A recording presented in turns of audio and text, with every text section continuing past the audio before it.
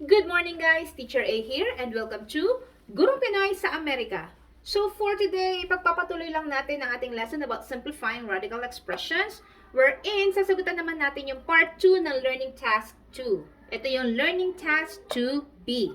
And ang sabi sa 2B ay simplify by rationalizing the denominators. So kapag sinabing rationalize, yun yung process na inaalis natin yung radical sign sa ilalim, sa denominator. Paano? Minumultiply natin both the numerator and yung denominator sa radical na makukuha natin yung root ng denominator. So, paano ba yun? Medyo complicated. I-explain ko sa inyo habang sinasagutan natin yung numbers 1 through 10 para mas maliwanag. Kasi magkakaibang case yun. Okay? So, let's start with number 1. So, the given is 6 over square root of 2. So, i-rationalize natin to. Kailangan mawala si square root of 2 by multiplying both the numerator and the denominator by square root of 2. Okay? Multiply natin siya sa square root of 2. Bakit? Kasi, kapag minultiply natin siya sa square root of 2, yung ilalim natin, so multiply ko muna yung taas. 6 times square root of 2 is 6 square root of 2. Hindi sila pwedeng pag-multiplyin kasi isang whole number, isang radicand. Yung ilalim pwede. So this is square root of 2 squared. Dalawang 2 na siya. Minultiply natin sa square root of 2 kasi makakancel out natin yun at mailalabas natin yung 2 na wala na tayong radical sign sa ilalim. So, 6 square root of 2 over 2. Okay? Kaya sa square root of 2 siya multiply. Now, final answer? Hindi pa. Kasi si 6 tsaka si 2 pwedeng i-divide. 6 divided by 2 is 3. And then, kopyahin yung natira na square root of 2. Therefore, ito na yung ating sagot. 3 square root of 2. Ganun lang siya kasimple. Okay? Next, number 2. Okay, ang given natin ay cube root of 7 over 4. So, i-rationalize natin to. I-multiply ba natin siya sa cube root of 4? Hindi. Kasi, si cube root of 4, kapag minultiply kay cube root of 4, ang magiging sagot natin ay cube root of 4 squared. Dalawa lang siya, hindi makakancel out. So, therefore, mag-iisip na lang tayo ng number na pwedeng i-multiply kay 4 na kung saan meron siyang cube root. So, ano kaya yun? So, try natin. Kapag sinabing may cube root siya, kapag minultiply yung number sa sarili niya ng 3 times, yung magiging sagot, yung magiging answer natin dito. So, ano ba yung mga perfect cubes? So, 1. Bakit? Kasi 1 times 1 times 1. And then next is 8. Bakit? 2 times 2 times 2 is 8. Ano pa? 27. Bakit? Kasi 3 times 3 times 3. So, dito sa nabanggit ko na to, saan malapit yung 4? So, dito sa 8. Right?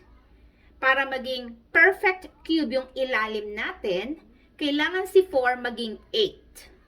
Saan natin i-multiply si 4 para maging 8? Sa 2. Okay. So, therefore, doon natin i-multiply yung taas at baba natin. Cube root of 2. Okay? So, we have here, cube root of 7 times 2 ay 14 over 4 times 2 ay 8. Cube root of 8. Now, ano yung cube root of 8? That's 2. Okay? Then, kopyahin nyo na sa taas na cube root of 14. So, therefore, ito yung ating sagot. So, kung mapapansin nyo, si example 1 ay different sa example 2. Kasi dito, hindi same yung minultiply natin. Naghanap tayo ng number na kapag minultiply sa denominator, makukuha natin yung root niya. Okay? So, ganun yun. Okay? Hindi pare-pare. Iba-iba sila ng case. Next, try natin yung number 3. So, ang given ay 4th root of 5 over 8. So, si 8, para makuha natin yung 4th root, kailangan maging ano? So, ano-ano ba yung mga numbers na may 4th root? I-check natin yung 1. So, 1 times 1 times 1 times 1. Apat dapat. 1, 2, 3, 4 is 1. Kung gagamitin naman natin yung 1, bali wala lang din yun, di ba? Next, 2. 2 times 2 times 2 times 2. Apat ba siya? 1, 2, 3, 4. Okay. 2 times 2 is 4. Times 2 is 8. Ayun, 8 na siya. Times 2 is 16. So, si 8, kailangan lang natin siyang i-multiply kay 2 para maging 16 kasi si 16 ay may fourth root. Okay? So, ayun na siya. Kunin natin. Multiply both the numerator and the denominator by the fourth root of 2. Fourth root of 2. Yan. So, yung taas, 5 times 2 ay 10 over 8 times 2 ay 16. So, fourth root of 16. Ano ulit yung fourth root of 16? That's 2. Kasi kapag minultiply si 2 sa sarili niya ng 4 na beses, 16 ang lalabas. So, this is 2. And then yung taas is fourth root of 10. Okay, therefore, eto na yung ating sagot. Okay? Next, number 4. So, ang given natin ay 21 over square root of 7. Again, yung ilalim natin, square root lang naman. So, that means kailangan ng isa pang ganito para makancel out siya, mailabas. So, multiply natin yung both numerator and denominator by square root of 7. Kasi isang 7 lang ang kailangan natin. So, 21 times square root of 7. Again, hindi pwedeng i-multiply. Pagdikitin lang sila. Over square root of 7. So, we have here square root of 7 squared. Okay? Or, pwede nyo rin namang sulat na square root of 49. Kasi, kapag kinuha nyo yung square root of 7 squared, makakancel out yon, 7 ang lalabas. Or, pag kinuha nyo yung square root of 49, 7 pa rin ang lalabas. Okay? So, kahit alin sa dalawa na to yung maging solution nyo dito sa ilalim, okay lang. You will have the same answer. Okay? So, square root of 7 na lang ang nasa ilalim. Sa nasa taas ay 21 square root of 7. Final answer? Not yet. Kasi si 27, ano ba yan? Si 21 at saka si 7, pwedeng i-divide. So, 21 divided by 7 ay 3. And then, kopyahin si square root of 7. Therefore, ito na yung ating simplified 4. Okay, 3 square root of 7. Okay? Next, number 5. So, ang given natin ay cube root of 9 over cube root of 6. So, saan natin i-multiply both yung numerator tsaka denominator para matanggal yung radical sa ilalim? Okay, multiply natin siya sa square root of 6 ba? Hindi. Or cube root of 6 ba? Hindi din. Kasi cube root of 6 times cube root of 6 ay dalawa lang siya. Dalawa lang. So, dapat maging tatlo siya. Dapat maging tatlo to para maka-cancel out yon, matitira ay 6, mailalabas natin siya. So, therefore, kailangan nating i-multiply ito by dalawang 6. 6 squared. Okay? Cube root of 6 squared. Para maging tatlo yung 6 sa ilalim natin. Cube root of 6 cube, maka-cancel out yun. Okay? Teka lang, solve ko muna yung nasa taas. So, cube root of 9 times 6 times 6 ay 36. Okay? So, tuloy ko lang to. So, sa ilalim, yung ating index, tsaka yung ating exponent na cancel out na, mailalabas na natin si 6, wala na siyang radical sign. Yung ibabaw, paano natin gagawin to? So, si 9, para makuha natin yung cube root nung kung ano man yung meron dito, so, si 9 is 3 times 3, diba? So, dalawang 3 siya.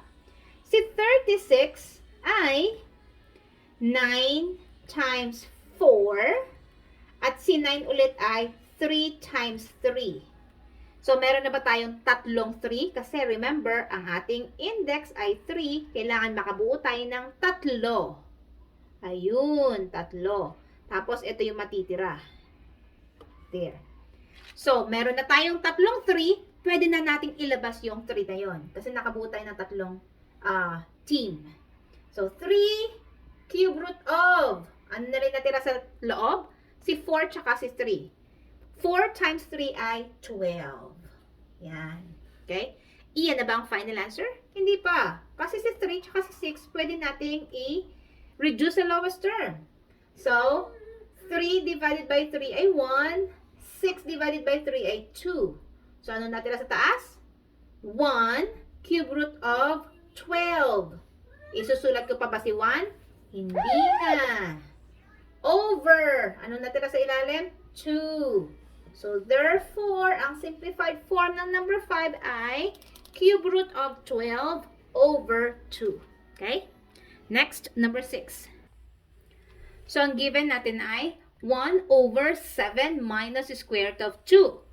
So, kung mapapansin nyo, iba na yung number 6 natin. Ang given natin ay may dalawang term. So, dito, pag ganito ang case, gagamit tayo ng conjugate. Yung katulad ng ginawa natin sa learning task 2A. Paano yon? Pag ni-rationalize natin to, i-multiply natin both ang numerator and yung denominator natin sa conjugate ng denominator. Ano yung uli yung conjugate? Same na given, 7 at saka square root of 2, pero opposite ng operation. So, this is minus, ang conjugate niya ay plus. Okay? So, multiply both by 7 plus square root of 2. So, 1 times 7 plus square root of 2 is still 7 plus square root of 2. Over, bless you baby, sa ilalim, first to first, second to second. So, 7 times 7 ay 49. Minus times plus is minus. Square root of 2 times square root of 2 is square root of 4, which is equal to 2. So, minus 2. Okay? Then, solve natin yung nasa ilalim habang kinokopya ko yung nasa taas. So, 7 plus square root of 2 over 49 minus 2 is 47. So, therefore, ito na yung ating sagot. 7 plus square root of 2 over 47. Okay? Next, number 7. So, we have 8 over square root of 6 plus 2. Again, pag ni-rationalize, i-multiply sa conjugate ng denominator. Square root of 6 minus 2. Taas at baba. Square root of 6 minus 2. So, multiply natin to. Mamaya ko na siya i-distribute. Baka kasi mamaya magka-cancel out pala tayo. Magagamit natin yung factored form niya sa pag-simplify. So, square root of 6 minus 2. Over, again, first to first, last to last. Square root of 6 times square root of 6 is square root of 36. So, ano yung square root of 36? That's 6. Minus 2 times 2 ay 4. Okay? So, solve natin yung nasa ilalim habang kinokopya yung nasa taas. 8, parenthesis, square root of 6 minus 2 over 6 minus 4 ay 2. There you go. Now, ito yung sinasabi ko. Pwede nating i-cancel out yung nasa ilalim. So, we have here 8 divided by 2 is 4. Then, kopyahin natin si square root of 6 minus 2. So, wala na tayong denominator. So, therefore, ito yung sagot natin. Pwede siyang in factored form or kung gusto ng teacher nyo na i-solve nyo pa to, pwede naman. By distributing, 4 times square root of 6 is, so using distributive property, i-multiply yung nasa labas sa bawat isang nasa loob. So, 4 times square root of 6 is 4 square root of 6. 4 times negative 2 is negative 8. So, kahit alin dyan sa dalawa na yan ay tama. Okay? Pareho lang sila. Next, number 8. So, given is 3 over square root of 8 minus square root of 2. Again, rationalize natin by multiplying both yung taas at baba sa conjugate ng nasa ilalim. Same terms, but opposite sign. Okay? Not opposite sign, opposite operation. There.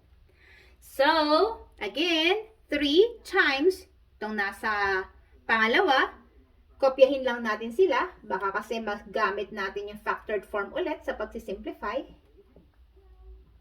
Yan. Over. Square root of 8 times square root of 8 is square root of 64. So that's square root of 64. And then, square root of 2 times square root of 2 ay square root of 4. So, simplify natin to. Square root of 64 is 8. Minus, square root of 4 is 2. Solve natin sila. Habang kinokopya yung nandito, kulang space. So, 3 parenthesis square root of 8 plus square root of 2 over 8 minus 2 ay 6. Yan. So, tingnan natin. Ma-reduce ba natin sa lowest term si 3 over 6? Yes, kasi both of them can be divided by 3. 3 divided by 3 ay 1. 6 divided by 3 ay 2. So, therefore, ano natin na sa taas? Si 1 ba, susulat ko pa? Hindi na. Si square root of 8 na lang. Plus si square root of 2. Over, ano natin na sa ilalim? 2. So, therefore, ito ang ating simplified form. Okay? Next, number 9. So, we have here 5 over negative 2 plus square root of 5. Again, multiply natin sa conjugate nito.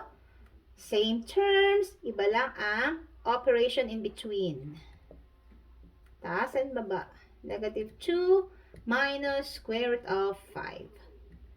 Equals. Again, mamaya ko na siya i-distribute. Kokopihin ko muna siya, yung factored form muna. Baka kasi magamit sa pag-simplify. Minus square root of 5. Pero yung ilalim, syempre, susolve na natin. Una sa una, pangalawa sa pangalawa. Negative 2 times negative 2 is positive 4. Then, positive times negative is negative. Square root of 5 times square root of 5 is square root of 25. Ano ulit square root of 25? That's 5. Yan. So, solve ko yung nasa ilalim. Kopyahin natin yung nasa ibabaw. 5, negative 2, minus square root of 5. Over, 4 minus 5 is negative 1. Now, divide natin. 5 divided by negative 1 is negative 5. And then, kopyahin nyo nasa loob. Negative 2 minus square root of 5. So, pwedeng ito na yung sagot natin. Or, i-distribute natin. Multiply. Negative 5 times negative 2 is positive 10. Negative 5 times negative square root of 5 is positive 5 square root of 5. Yan. So, kahit alin sa dalawa, pareho lang. Okay? Same lang sila. Next, last number. So, ang given natin ay square root of 3 over square root of 3 minus 1. So, rationalize by multiplying both the numerator and the denominator by the conjugate ng denominator. Negative 3, yung minus magiging plus 1. Pareho, taas at baba. Equals. This time, multiply na natin. Square root of 3 times square root of 3 is square root of 9. Plus, square root of 3 times 1 ay square root of 3. Over. Una sa una, pangalawa sa pangalawa. Square root of 3 times square root of 3 ay square root of 9 din. Then, negative 1 times positive 1 ay negative 1. Now, solve na natin to. Ano ba yung square root of 9? That's 3. Plus square root of 3 over square root of 9 is 3 minus 1. So, solve natin. So, 3 plus square root of 3 yung nasa taas. Yung nasa ilalim, 3 minus 1 is 2. So, therefore, ang simplified form ay 3 plus square root of 3 over 2. So, that's it. Kung natuto kayo, nakatulong ito sa inyong module, kindly give me a like para share to ni YouTube sa iba. And please, if you are not yet a member of my community, I am inviting you to please subscribe kay Teacher A, Gurong Pinay sa Amerika, and also pakilike na rin ang aking FB page, Gurong Pinay sa Amerika by Teacher A, and I promise you, hindi kayo magsisisi kasi pwede kayong mag-request sa akin ng lesson na pwede natin gawa ng video tutorial. Okay? That's it for today. See you in my next video. Paalam!